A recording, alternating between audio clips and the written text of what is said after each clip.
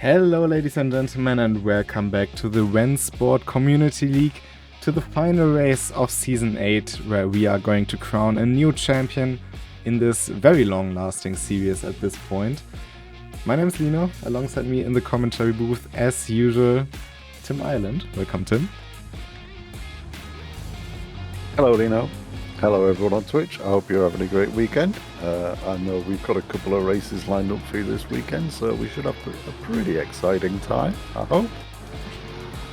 Yeah, and I mean, there's really quite a bit to go through, but today we start off with the final race in RCL Season 8, and right now into qualifying, where we can see the two cars that are fighting it out for the championship. The Aston Martin that has been driven by Schwigo through the season, and behind him Kimi Harpler in the Porsche. Also some other very quick drivers here in this session: Alizar, Tim Schroeder, Cesco Moreira, Dennis Kurzer, and also some people that are a bit new to the RENNSPORT Community League that have shown themselves in other leagues already though, so I think it will be very interesting today, doesn't it? Yeah, we've got a pretty good mix of drivers, some knowns, some unknowns. Orchard is a very, very small track. It's very twisty. There's not a lot of overtaking space, so it's probably better that we've got a few less drivers in Split 1 today, hopefully keeping it clean. Yeah, and, I'm looking forward to today's interesting race. Yeah, as you said, there are two splits. We have the top split here with 10 of the quick drivers. There's also a second split going on, and we are on board with Tim Schroeder here going into the first complex of Orchard Road and straight into the wall, interestingly enough. Tim Schroeder not a factor in this championship, same for Alizar, and I think it's worth taking a look at what we start out with here today. And if we take a look at it, we can see that Kimi Harpler is in a very good position. 81 points to Schwigo's 67. 14-point difference, not impossible to make up, but it would lead a lot of luck for the German and a lot of misfortune for the Swede for this to happen. Yeah, he's got a fairly big lead. It's possibly jinxing to say, but it's his championship to lose right now, this being the final round. So he's just really got to keep his head, not do anything too stupid, and just coast to the finish line and take the win. But I think we all know Kimi enough to know that he's not going to just coast to the finish line to take the win. And definitely not at a track like this, Orchard Road. One of the most special tracks in RENNSPORT, I'd argue. Of course, soon joined by, you can say its sister track in Kuala Lumpur, which will be very interesting to have on the schedule as well. Orchard Road, the first mod track we had in RENNSPORT as well, back in 2023, I think still. So lots of history on this bit of tarmac, these 3.2 kilometers through the heart of Singapore. Yeah, it's not a track I was familiar with until it cropped up in RENNSPORT, and I never raced it on a certain course beforehand.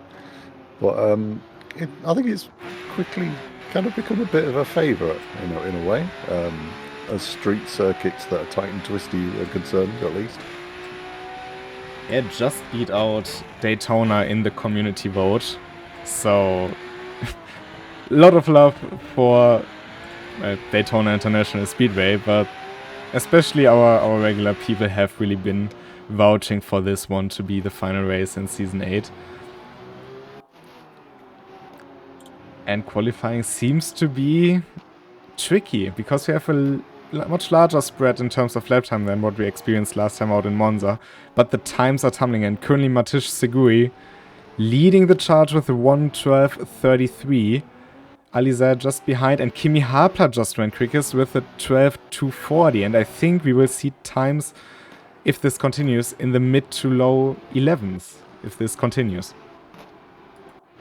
Yeah, now people have got a bit of space, and to give them some breathing room when they're going around and getting laps, they don't have to worry too much about traffic around. They can get their head down. They've got 5 minutes left, so there's plenty of lap laps to be done here at Orchard Road, and I'm sure the times will start to come down a little bit, especially as the guys at the front get a bit of fire in their belly. It always seems to happen towards the end of the qualifying session.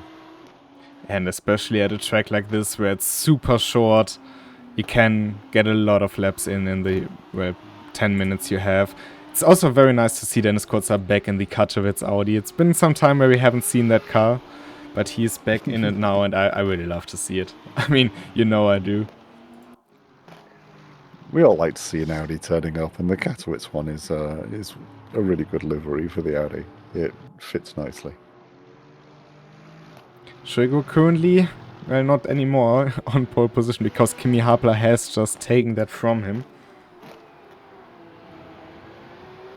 With 1:11.89, so the first 11 lap time. He stated in the chat that he did a 10.9 in practice, but of course practice and actually qualifying is a bit of a difference. Yeah, it's easy on practice where especially if you're doing it on time trial, where you can just reset if you have a bad corner, whereas these guys now, there's a bit of pressure on, and it does change things. It's not as easy as just bumping out the laps and hoping you get the corners right each time. You've got to do it, and you've got to do it in the next 3 minutes 44 seconds. I think that final lap is where people will really try to risk it all. Tim Schreider and Ali Zai slotting into second and third. This, of course, not that good for Schwego, because he would need those points that you get in qualifying. But currently RRT very strong in qualifying. Yeah, Kimi Hapler doing an 11.9 now, so just creeping into the 11s. The times are starting to come down. Tim Schreider not far behind with a 12.1. Ali Zahir 12.2. Schwego also on a 12.2, so not much of a gain needed to jump a bunch of places. And Tim Schreider also some purple sectors to show for. Sector 1 looking very good. Sector 2 a bit down on Kimi Hapler, as Schwego just gone second with a 12.0, but let's see for how long this will stand with Tim Schreider coming into the final sector now. As we head into Patterson, the double right-hander. Some sparks flying from the AMG and onto the start-finish straight. It's coming across the line. What will it be? It's a 1:11.9, so he's going right in behind his teammate, and Ali Zaya just squeezes in between the two of them. Yeah, and Ali hit the wall a little bit on that lap as well, so he's got a couple of, I'd say like a tenth or so that he can add to that, or take away from that, depending which way you look at it. Remember like 4 minutes ago I said it wasn't as tight as Monza is, as Kimi Hapler just put in an 11.7. It's gone through 4 cars within not even a tenth of a second. And Kimi Hapler just improved, so before that it was even more than that. Orchard also very dependent on slipstream down the 2 straights from turn 4 to turn 5 and turn 10 to turn 1. So it is not as hard to stay with the car in front as on some other more aero-dependent tracks. Yeah, it's I think it's a lot easier to stay in a bit more of a racing pack, but the downside of that being that if you get shuffled off the racing line, you can end up losing a bunch of places if these guys are tight together, which makes it a pretty exciting race to watch, I think. Oh, and Schwego with a big hit into the wall there, and he is probably gonna revert back to the pits. Lewis uptight also currently in P6, not too far off. So let's see if he can make a last charge for it. He will have one more chance. Kimi Hapler coming across the timeline with a 1:12.0, but he also has one more chance. One key difference in RCL, of course, is that you can finish the last lap you are on in qualifying.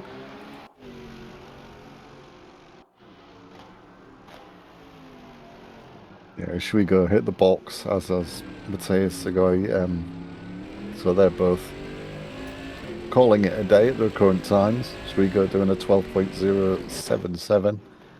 Matthias doing an 11.968, just a little bit ahead.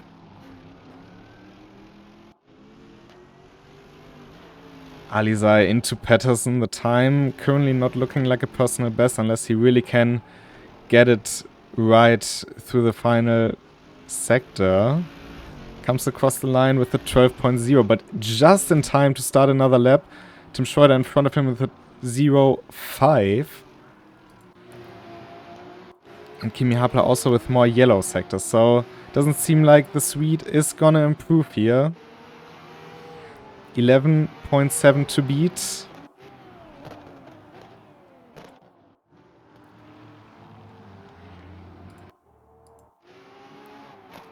Let's see what Daniel Smith can do. 2 green sectors, he is going to improve. He could still slot in into the top 5. Comes across the line with 13.0. It's an improvement, but not just enough. Jesku in P8, Dennis Kurzer in P9. Let's see what Alizai can do on his final flying lap. He's coming into Orca turn.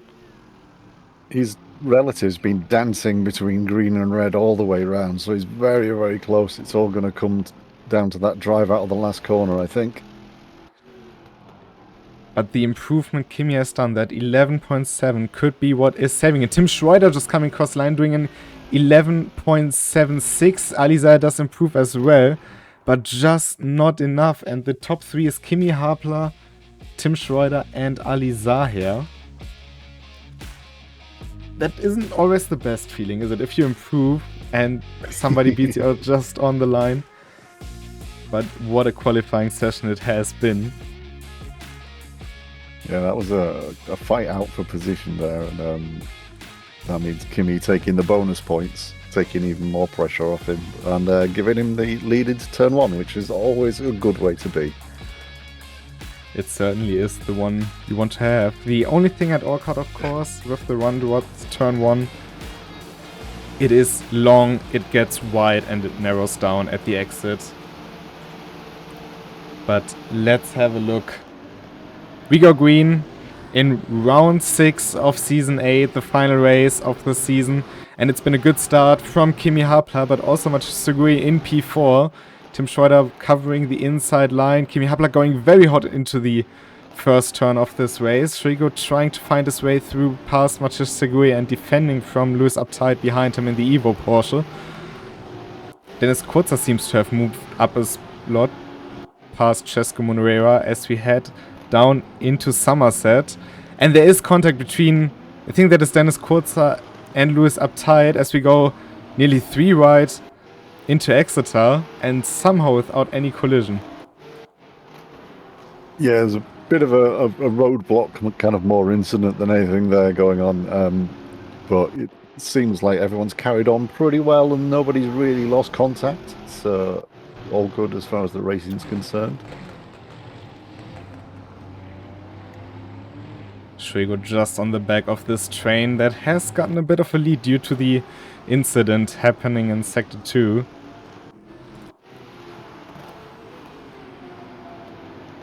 Unfortunately, Simulator at the back of the grid got a drive through, presumably for the start of the race, so he's going to have to duck into the pits in the next couple of laps. Of course, with qualifying, the point situation looking even better for Kimi Hapler. 3 more points compared to Schwego.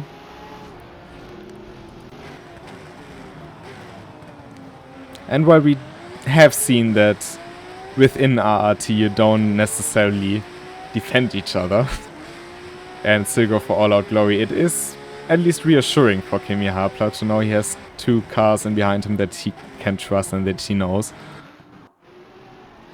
Yeah, for sure. Having a lot of these guys know each other and they all respect each other as racers. So, but having people in your own team always a bit of a safety blanket.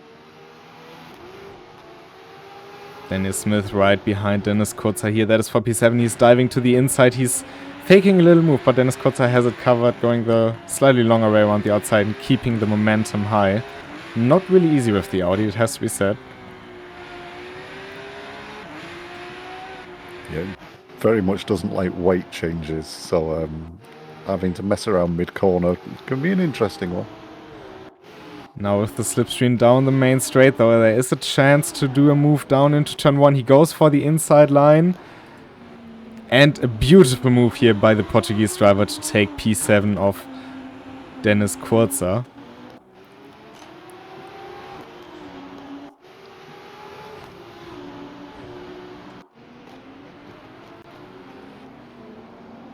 Up front, the gap is fairly stable, and Dennis Kurzer nearly losing the car. And he's trying to reave Cesco Munira by, who was a bit hesitant at first, but yeah, well managed by these two drivers. Of course, two of the most experienced within the RENNSPORT community. Schwieger currently stuck at 5th place right now. He's a bit of a trainer driver, so if he can start making some moves, he can definitely get some places pretty easily. It's just easier said than done at Orchard, I'm afraid. And these walls come at you at such a high speed, especially exiting the final turn at Patterson. You have this wall sticking out towards you, so very, very easy to just hit the wall and destroy your suspension, which is really not what you want to have in a 40-minute long race still to go.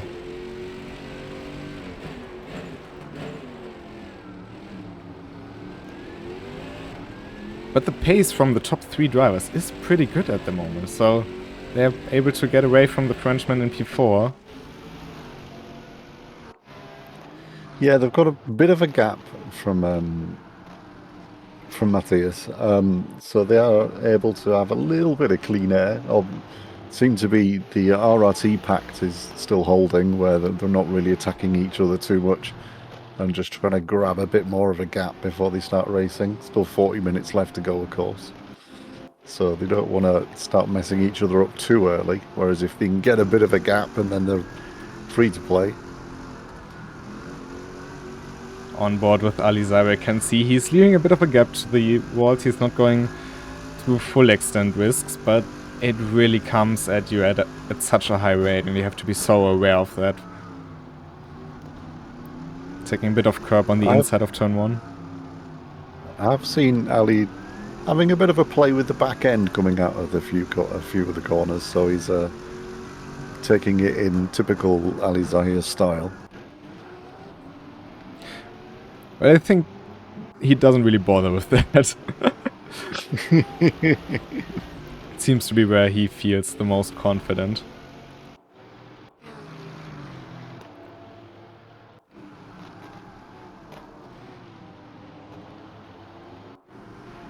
Shigo still trying to get a shot at P4 here. But Mitish Segui, just like in the Nordschleife race last week, where Shigo was actually able to become a champion himself. Still showing great pace here on a very, very different track.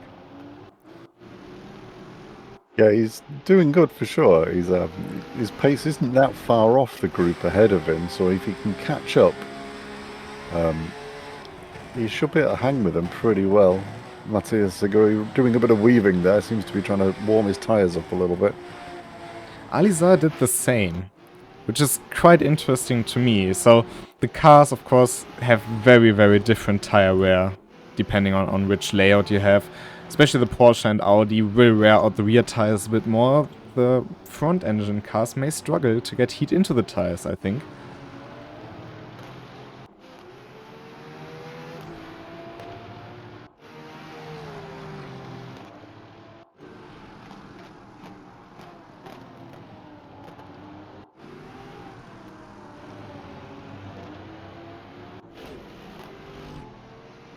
It's also interesting to see Shigo always getting back towards the end of the Porsche, but not quite able to make a move for it, because Segui is just very strong at the key areas, especially through turn 4 and exiting turn 10, where you're just about to head into.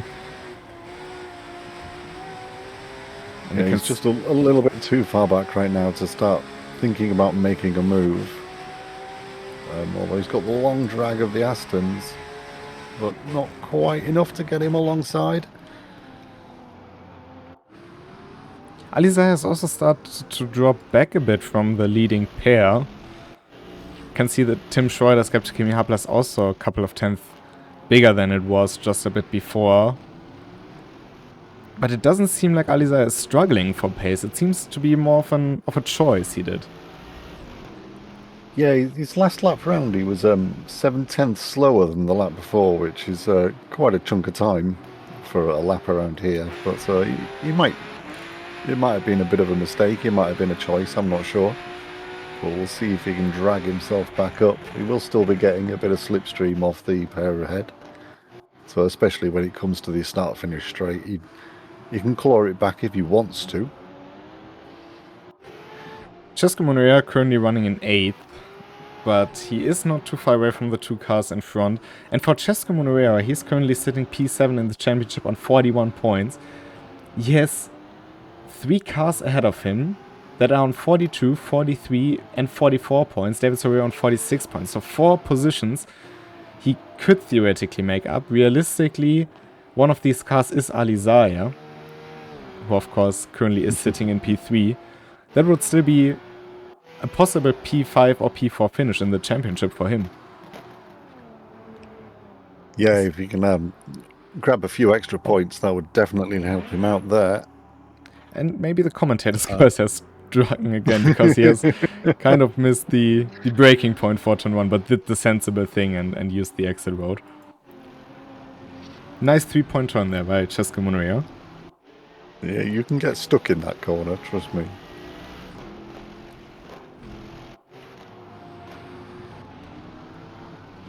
And I can also see some speculation by what technically is Cesco Monreal's boss within the team.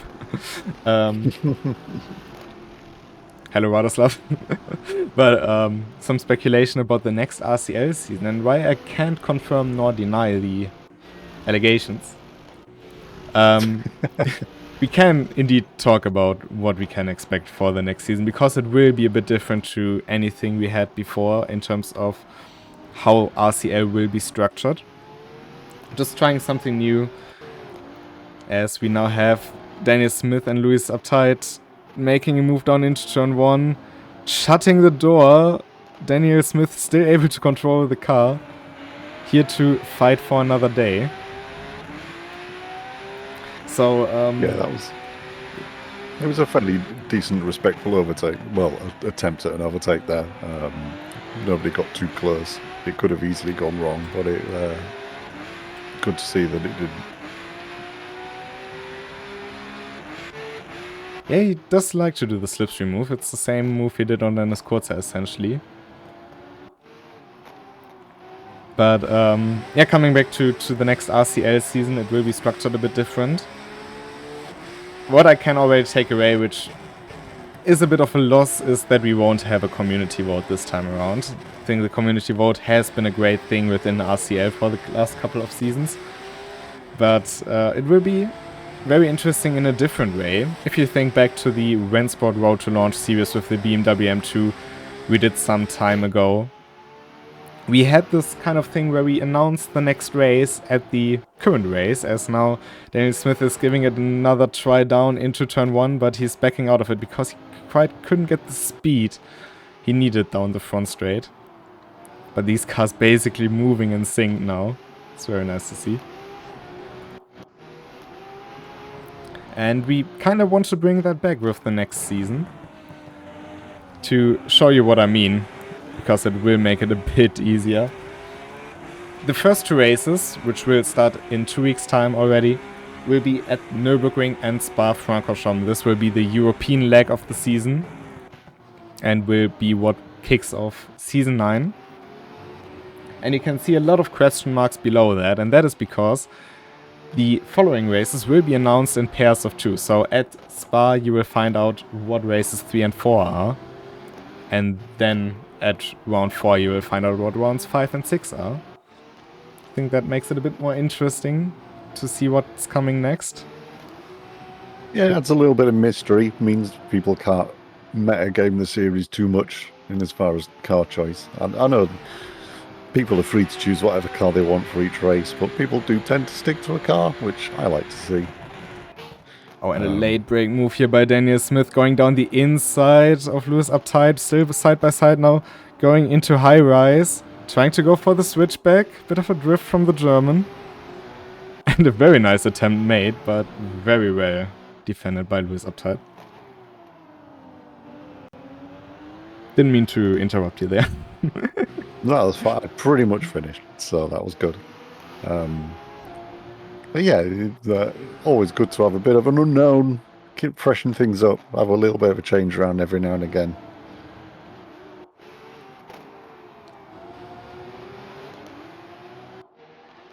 Yeah, in the front of the race, it seems like Kimmy's starting to pull away from Tim Schroeder a little bit. He's got a 1.8 second gap.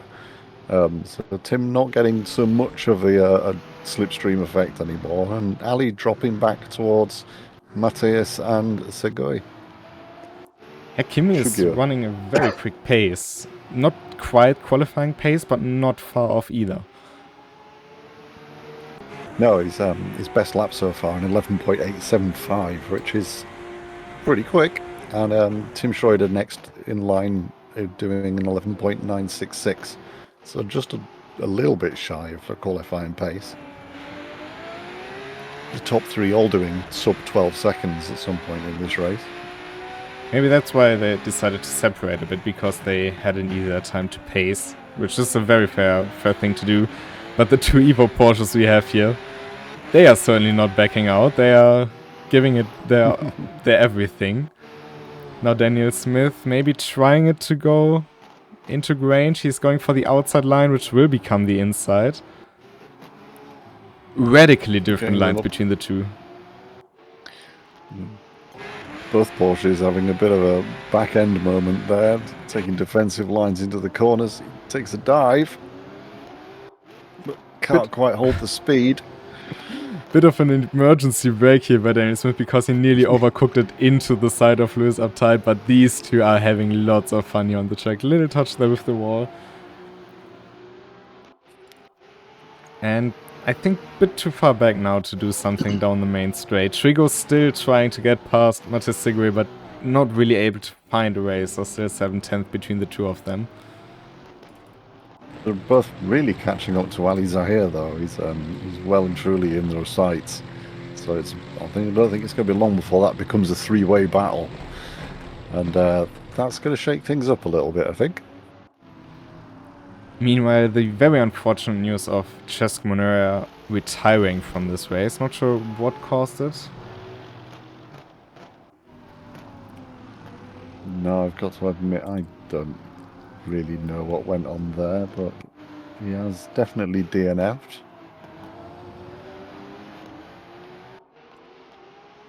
But yeah, it should not take away from what a great season he had so far.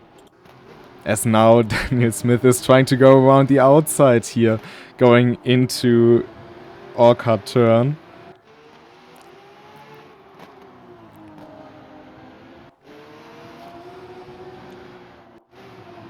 Is there a corner he hasn't tried to overtake at by this point?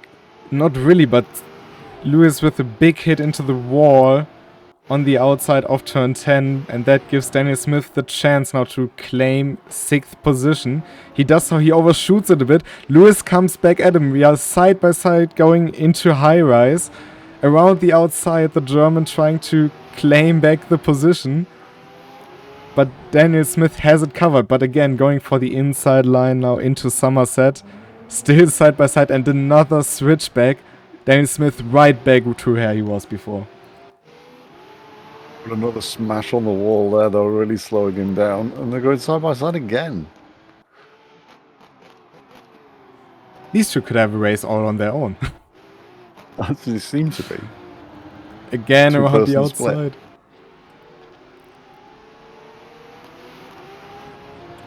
We would need a separate highlight channel just for these two at the moment.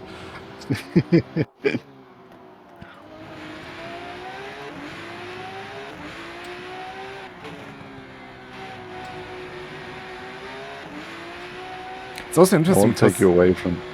Yeah. I won't take you away from the action of these two racing, but just to say that Kimi now got a 2-second lead on top of Tim Schroeder, 4 seconds back to Ali Zahir, who's only just over a second ahead of the Matthias and Schwigo fight. And again, another switch back between the two of them. It's exactly what we've seen the last lap, but can Lewis Uptight repeat what he has done last time out? It seems like he's just too far back and has to settle for P7 for now. But I'm sure that's not the last time we've seen these two fight.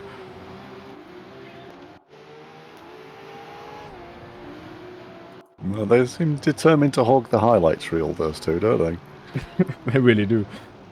Oh, and Matisse Segui losing the rear going through turn 9, and that will throw him quite far back. So Shiga, of course, ran past, was able to avoid the spinning Porsche.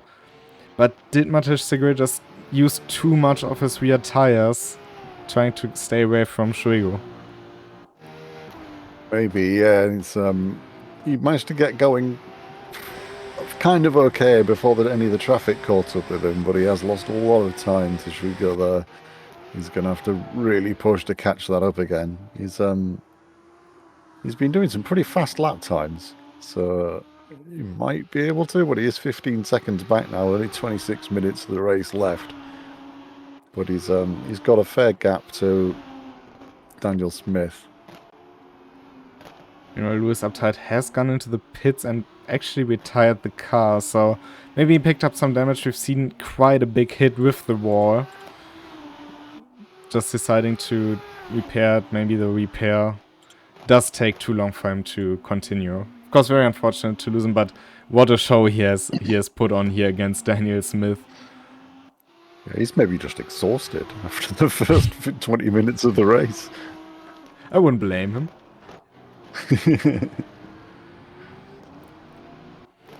Out front though, Tim Schroeder hunting down Kimi Hapala. Not really hunting down, but at least following. He has closed the gap up a little bit. The last lap round, Tim Schroeder was a tiny bit faster than Kimi Hapala. Not a lot, but he has closed the gap up. It was 2 seconds before, it's now 1.7, so he has managed to gain 3/10 in the last, well, since I last ran you down on the times. The great thing about the drivers we see here today is that a lot of them, I can already say, you will see tomorrow as well. For those who haven't heard of it, tomorrow at 8 PM we will have the very first Creator Clash. And the Creator Clash is something in between our Community League and the Creator Cup, which of course we first time had in 2025. And I think the Creator Cups were always a lot of fun, which we are now expanding into the Creator Clash. 2 teams led by Kaya and Raceboy77. And yeah, if we have the same people there as we have here today, it can be very interesting to say the least. Yeah, we've had some qualifying leaderboards on the go, so everyone who's taking part has had to kind of like prove themselves a little bit and get some decent times on some fixed time trial settings, not setups. But so it should be a fairly quality field involving a bunch of these guys, like you've said, and lead to some fantastic racing. I sure can't wait to see what they do, because knowing them from the past and also the racetracks we are racing on, which will also be announced again tomorrow on our socials, it's something that a lot of people have asked for, most notably I think Tim Schroeder, but it's something we have planned for quite a while to combine the Creator Cup with drivers from the community, and I think it's a great chance for them to show what they have and help their team to secure victory in there. So I'm very much looking forward to it. It's been an idea that you've been kind of punting around for a while, you know, and it's good to see it finally kind of come to fruition. Some of our community, hopefully some of the creators' communities as well, and just see what the drivers can do in a bit more of a different racing situation. If you think back to last year, I think it was in May, so somewhere around mid-spring, I definitely know. When we had the first Creator Cup, we didn't really know what we are getting ourselves into there, because we haven't done something like that before. And I think it was a great event. I was very nervous before that. I gotta be very honest about that. But it turned out to be a very great event. We did 2 more, and of course the live one at the expo as well. So to bring that into an evolved form with the Creator Clash, combining what we have in the RCL with the community and what we have in the Creator Cup, with all these different people from different backgrounds, different experiences as well coming in, and mainly of course having a great time. I'm very much looking forward to see this also grow into its own category.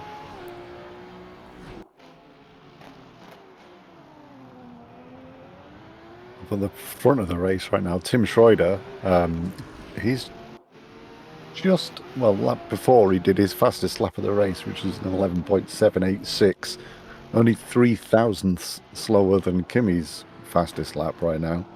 He had a bit of a back end stepping out moment coming into Patterson the last corner before the big straight, so that probably lost him a little bit of time on his last lap around. But he seems to be kind of mustering himself for a bit of a charge. Trigo also almost on Ali Zahir, so everyone seems to be coming alive at this last 20 minutes of the race. Yeah, for Tim Schroeder and Ali Zahir, maybe there's some unfinished business after last time out in Monza. Both, of course, wiped out in the incident, and I think the only major one we had at Monza that has to say something. But yeah, both very unfortunate, of course, Tim Schroeder being one of the 2 cars starting it in a way, but in the end it was a racing incident. All the parties looked at it afterwards, and I think everybody agreed on that it was simply 2 cars going into space of 1, and not one of them really being able to be blamed for it. So yeah, they're both trying to prove a point here today that they would have fought for the victory back then, and we know they would have. But Tim Schroeder is closing the gap to Kimi Hapler. Whether that is on Kimi Hapler's mind is a different story, though. Kimi's last lap was a 1:11.796, which is only 100th off his fastest lap. Tim Schroeder did a 1:11.874, which is less than a tenth slower, so you can't really say there's much between them pace-wise right now. If Tim Schroeder can get a little bit closer and start getting that drag down the start-finish straight, I think that gap should close up pretty quickly again. With Orchard, of course, the very tricky thing is you can push, of course. You can give it your all to stay with the car in front, but what we also have seen in this race, you just need to put your foot a tiny step wrong and you basically end your race. Not necessarily literally, so you probably can still drive, but you can easily take some suspension damage from it that you either have to get repaired for a lot of repair time or just stick with it and take the drop in pace as a price for it. Yeah, the walls are quite sticky around here, and touching the walls can lose you a couple of tenths fairly easily. So you don't want to be pushing it too hard going out of a corner, but also you don't want to be leaving anything on the table. You want to be taking everything you've got in every corner. So it's a delicate balance for sure.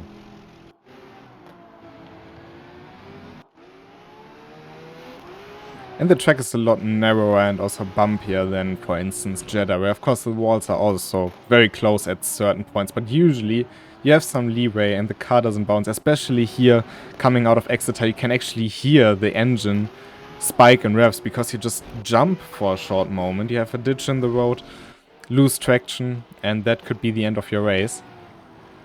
And of course you do get points if you finish 90% of the race, but we are not at that mark yet.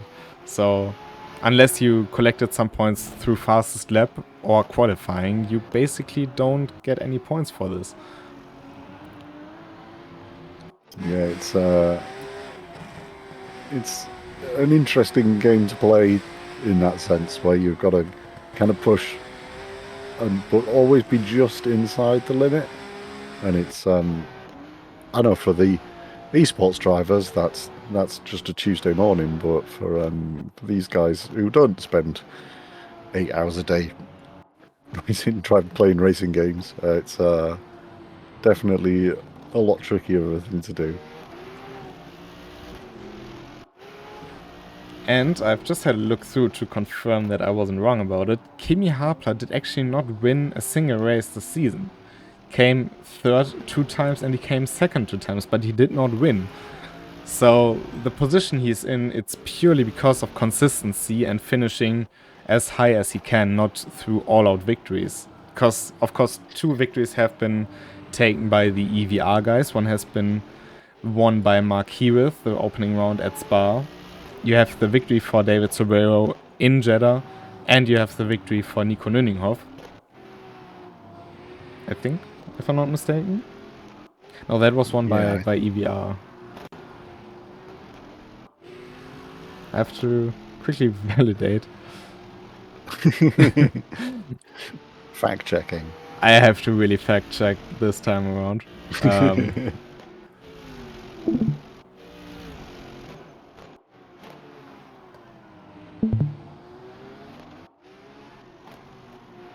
It's actually not easy to find right now. Especially since we had, of course, quite a few different winners with the different splits as well.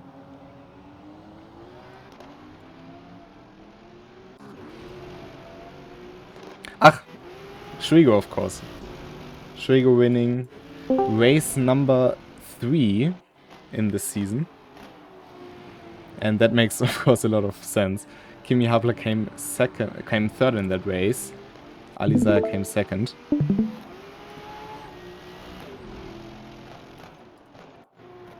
So yeah, Schrigo does have a race victory, but he also has more DNFs in this season.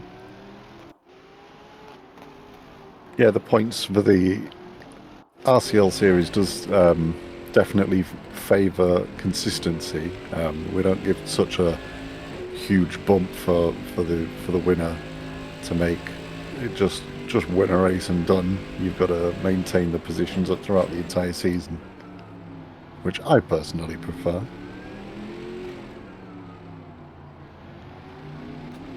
And Tim Schroeder's right on the bumper of Kimi Harpler, 5/10.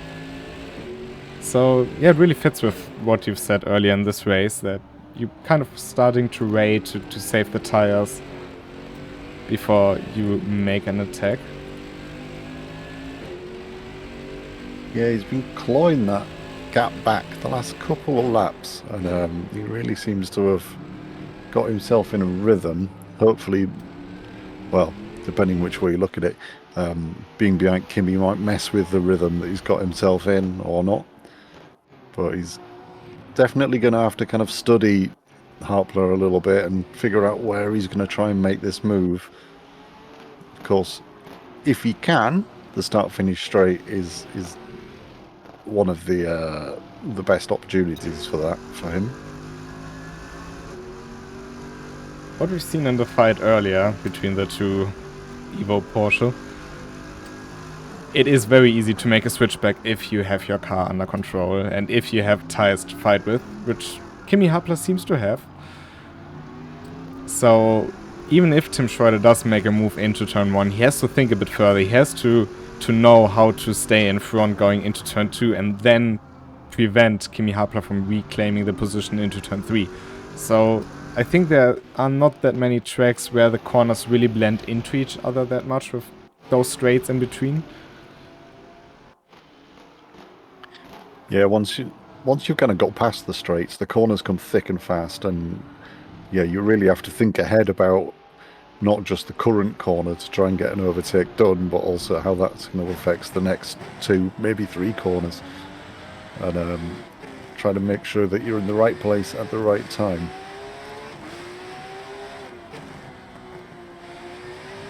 So something that I really like about Orca, I mean, if you have been on the Discord for some time or yeah, basically had another conversation with me. Then most people would know I really like Norris Ring and Long Beach.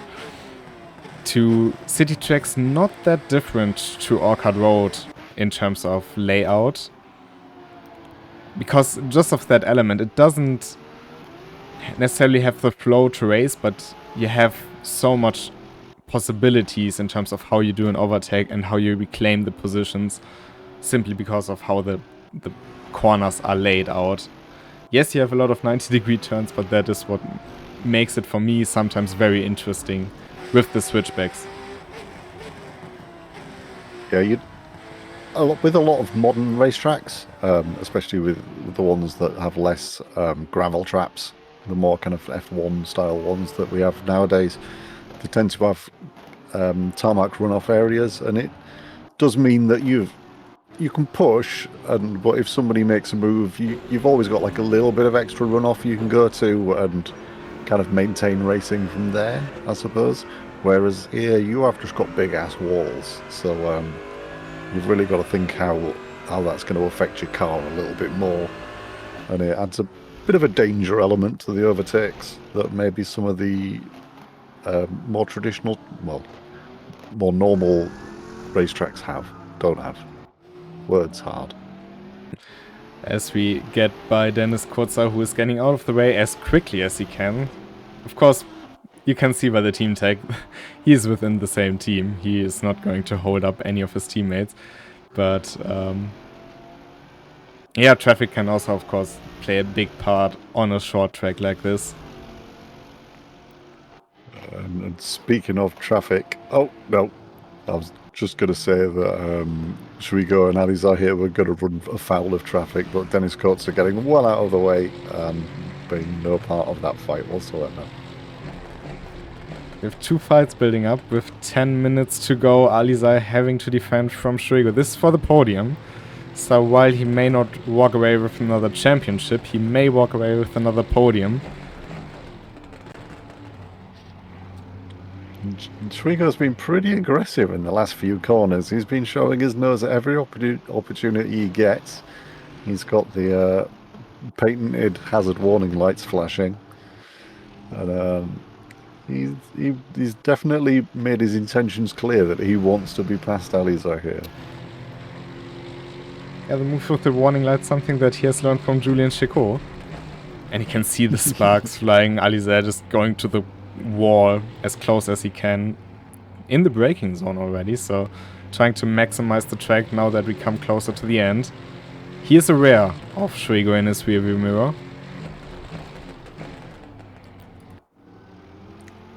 Both of these long front engine cars here, I'm getting a little bit squirrely in the back end coming out of some of the corners, and it's made for some interesting moments.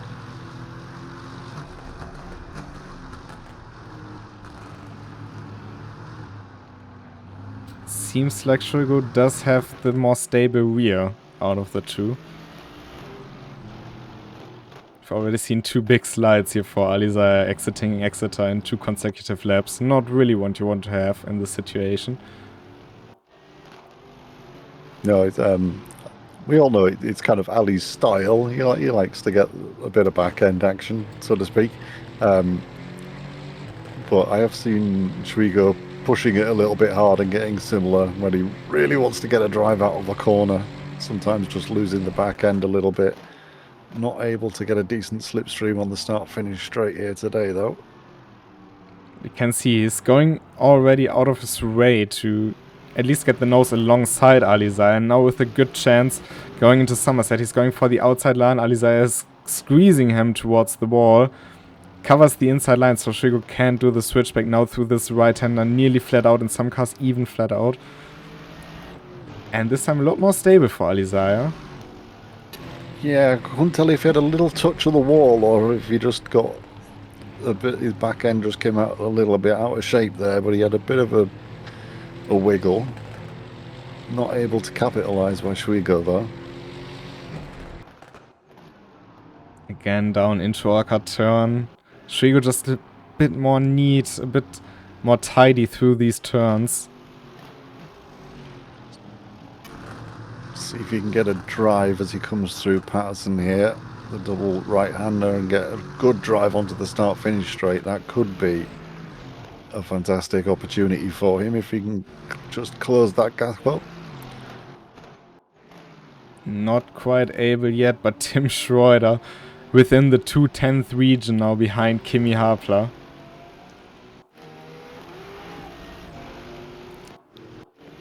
Yeah, you've not really been able to fit a car between these two for the last couple of laps. They're really kind of beating each other up.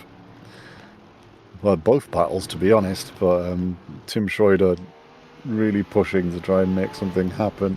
Only just under 7 minutes of the race left, so the number of opportunities they're getting to make this happen is starting to dwindle.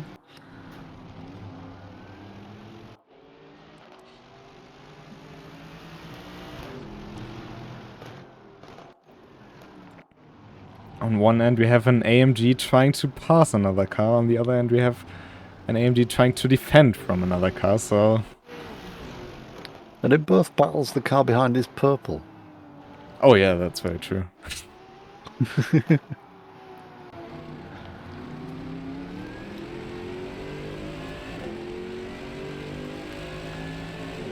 Kimi Harper, of course, in the Porsche has the advantage through the slower turns. Turn 2, now here turn 3.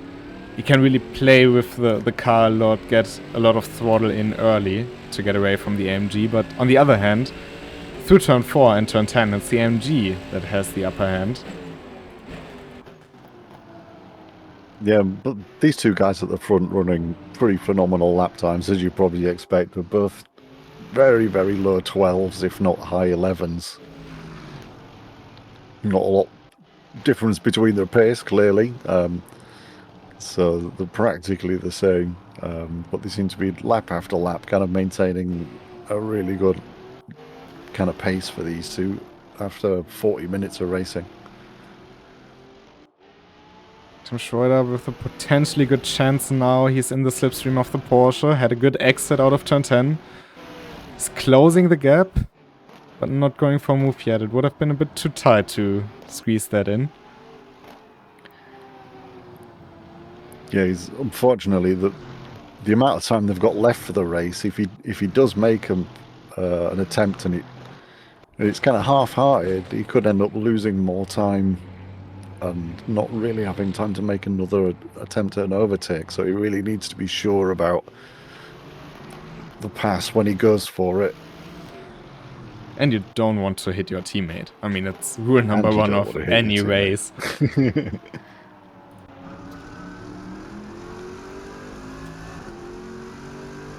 But if he can get that victory, it would of course be a huge thing for himself.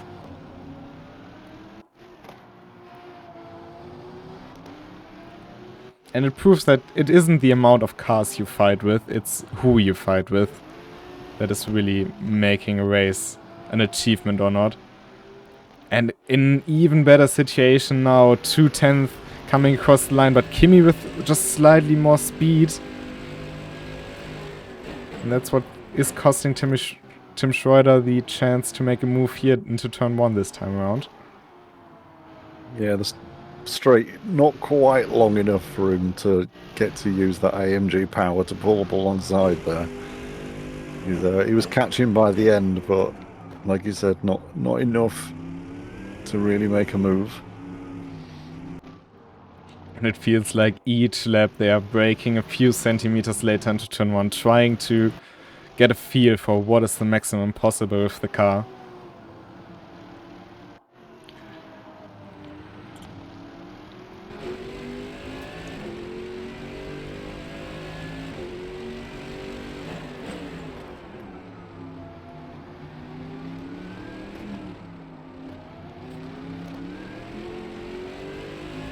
Again, lots of movements for Tim Schroeder. Quite aggressive over the curbs.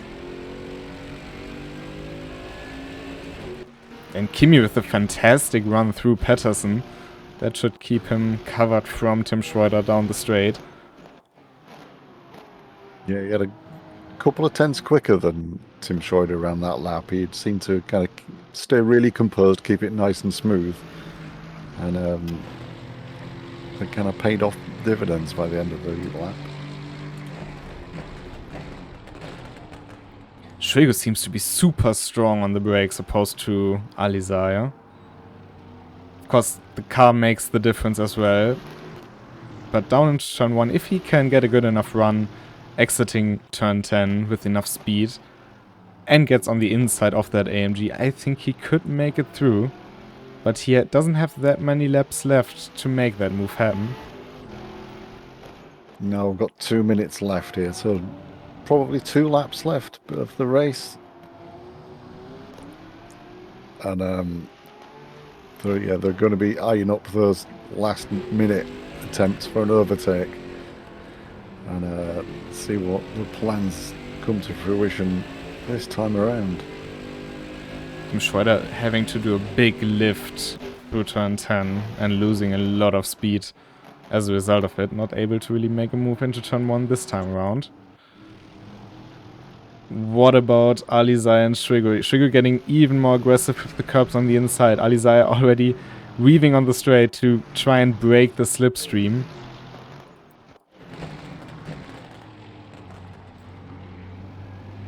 What do the front tires say, though? Schwego not quite getting as close that lap as he maybe has done the last couple of laps. Getting a nice clean exit, though.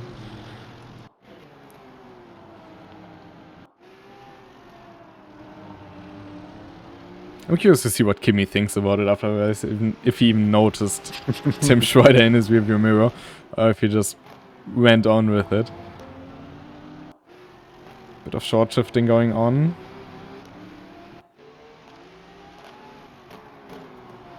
It will be one final lap. So Tim Schroeder has one more chance into turn 1 to make a move. He seems to have had a good run. Now the question is, can he get alongside into turn 1?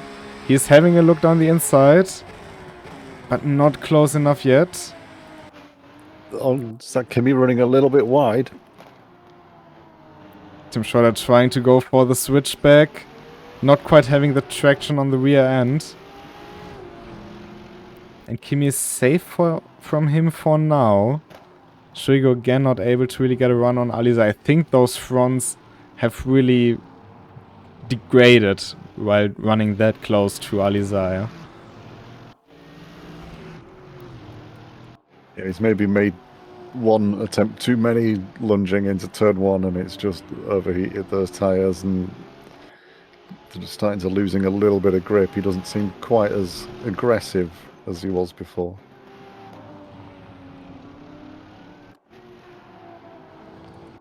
Unless he does a mistake, it seems like it will be Kimi Harpela coming through Patterson for one final time. He will win the first race of the season. And he's going to go across the line together with Tim Schroeder. What a nice picture this is for them. Kimi Harpela is the RCL Season 8 champion. Congratulations to him. It will be Alizaya completing the podium, an RRT lockout this time around. And Schwego, what a fight he put on, not only in this race, but throughout the season. Comes home second in the championship, fourth on track. I think he does earn that, though. Matish Segui with the 5th place. Still a very good race run by him. 6th will be Daniel Smith. He really had to fight for that 6th place. There's no denying that. Yeah, he did, and he put on a great show early on in the race, that was for sure. Dennis Kurzer, 1 lap down, but still finishing 7th. Will be a good feeling for him to be able to finish a race again. And also back in the Audi, really nice to see. As Daniel Smith is coming across the line. And that was it with RCL Season 8. And what a season it has been, don't you think? Yeah, it's been an exciting season, and I think that the points tally at the front of the race maybe makes it seem a bit more of a runaway for Kimi Harpela than each race has been, just because of he's been really consistent and getting good results every time. But the individual races themselves have all been pretty exciting at the front, and I hope you guys have enjoyed watching them. Yeah, I mean, I think it's worth to just have a little recap what happened this season, because there just have been so many storylines throughout. Of course, it did start alongside the official launch of RENNSPORT back in November. So that is quite a while back. So I don't think anybody can blame someone for forgetting some stuff. But we started off at Spa, which was a bit more chaotic, it has to be said. But I think in the end, that one really kicked off the season. Afterwards, of course, we went to Hockenheim, and in Hockenheim we had quite a few drivers able to win the race and making moves. So it was back to what we are used to be in RCL. Also the first race with 3 splits, so quite a lot of drivers there. Then at Jeddah we of course had the David Sobrero show, running away with it, but behind him a lot of action unfolding, including the likes of Shuigo and Kimi Hapler. So yeah, running close to the wall multiple times. I think Jeddah was a very interesting race in terms of how the grid split up. It was basically the opposite to Monza in a way. Yeah, I suppose I agree with that. It's the Monza race, at least qualifying, was a bit of a highlight for the season, and whereas Jeddah seemed to be kind of all out, just a bit of a crazy race all the way through. Lots of stuff definitely happening in that race. Fuji, round 4. We had a lot of surprise drivers. It was the first showing of the EVR squad. We had Nico Nüninghoff in that race. Of course, Kimi Hapler already with a very good shot at the championship there. And for some of the fastest drivers in RENNSPORT to struggle with staying on the pace of the lead pack, I think that was the first time we've really seen that. I think Fuji is really the turning point of the season in that sense. That stuff has suddenly become a lot more competitive. Yeah, I suppose I'll agree with that. And yeah, hopefully we can see a bit more of the EVR guys in the next season, and the D7 guys as well.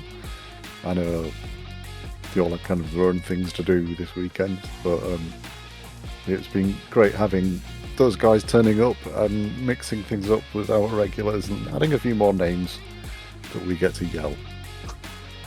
Indeed. I mean, Monza and Orchard, of course, we have seen today. Continuation of the competitiveness. One with the bigger grid, one with a slightly smaller grid. I think Orchard also profited off the 2 splits. I think it would have been way too chaotic with about 20 cars on track. But with all that said, I think it's time to look how the season is looking at the end. Of course, results from the last race will be validated again, but those are our provisional championship standings. Kimi Hapler on 103 points, breaking into the 3 digits in front of Shuigo on 77. Alizar climbing up to 3rd with 56. And yeah, the rest you can see. David Sobrero, Dominic Ladler, Marquis with Cesco Manuel, Tim Schroeder jumping up to 8th. Then the 2 EVR winners, John Milburn and Adam Larkin. I think a lot of people still moving up in the championship standings. If we take a look at P13 to P24, you can still see a couple of drivers who have participated sometimes in only one race. Nico Nüninghoff, one of them. Roger Niche, who I think he attended every single race. And it's something we talked about in the RNL season. He may not have been the fastest yet, but I really admire the continuity, the consistency he's putting, and also just fighting through, getting there up into P15 out of the 133 registered drivers over the season. I think that's something to show for. Yeah, I've always got a lot of respect for someone who turns up week in, week out and races. No matter what their position, just enjoy the race for what it is. So yeah, that are the final standings.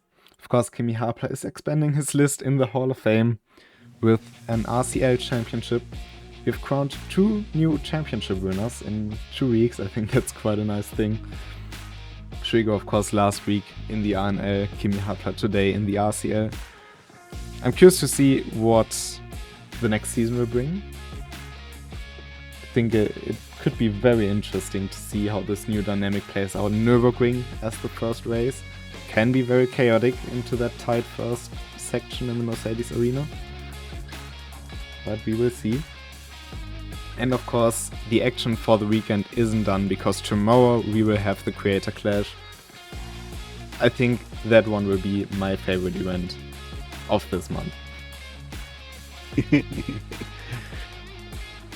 I hope so. I hope it turns out to be some good racing. It's one thing we always want. We don't really, I think here, on the Twitch channel at least, we don't really care so much who wins as long as it's a good race. Maybe the race winners will think differently about that. But yeah, with all that said, we want to thank you for the support. I think this season has shown what we can achieve in the community sporting side. And yeah, I'm looking forward to what we can achieve going into the future. New content, of course, is going to come. And yeah, that will also spice up some of these championships. There are also the regionals to still contest. We have just introduced the new special events, which I think have been a great addition last week. Yeah, the Daytona race last week was pretty well populated. We had over 60 drivers, I think. So there was some good racing going on there. Quite a lot of you guys finished as well, which is always good to see. Nobody wants to go into a 2.4-hour race and drop out early, so always good to see so many people finishing. Yeah, and we will continue to do that. So keep your eyes open on the Discord and on socials for more events. Until then, have a great time, enjoy your weekend, and make sure to tune in tomorrow 8 PM for the Creator Clash. Goodbye. Goodbye.